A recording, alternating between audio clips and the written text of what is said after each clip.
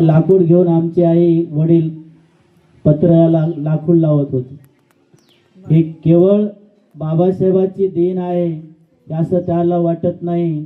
सांगलेलं करते, खाली म्हणलेलं खाते, बस म्हणलेलं बसते, उठ म्हणलं की उठते.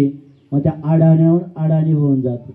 म्हणून असं न करता ही केवळ बाबासाहेबांची देण आहे असं समजून वागण्याचा आपण प्रयत्न करा.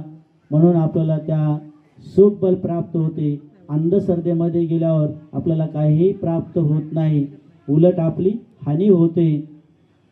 बघा, अनेक आपण नको तिथं पैसा खर्च केल्यानंतर उलट आपल्याला गरिबी प्राप्त होते. म्हणून पैसा जमा करणं हे आपलं सर्वांचं कर्तव्य आहे. बुद्ध म्हणाले, संपत्ती कमवा, चांगल्या मार्गाने कमवा.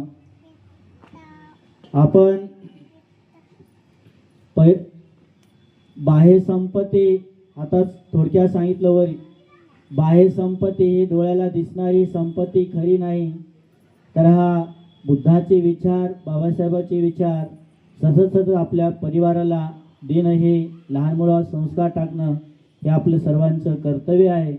म्हणून या ठिकाणी पुढं जायचं आहे. अधिकचा वेळ न घेता परिवारांच्या प्रती, आपल्या सर्वांच्या प्रती मंगल कामना व्यक्त करून सर्वांना आशीर्वाद. या ठिकाणी एक साधा माणूस असते, त्याचा नाणं त्या नालीमध्ये पडलेला असते आणि तो म्हणते, तो हात टाकते नालीमध्ये आणि तिकडून राजा येते. अरे काय करायला असे, हे असं काय करायला, तुझा जेवण करण्याचा हात सुंदर नालीमध्ये का टाकलास, काय शोधत आहेस?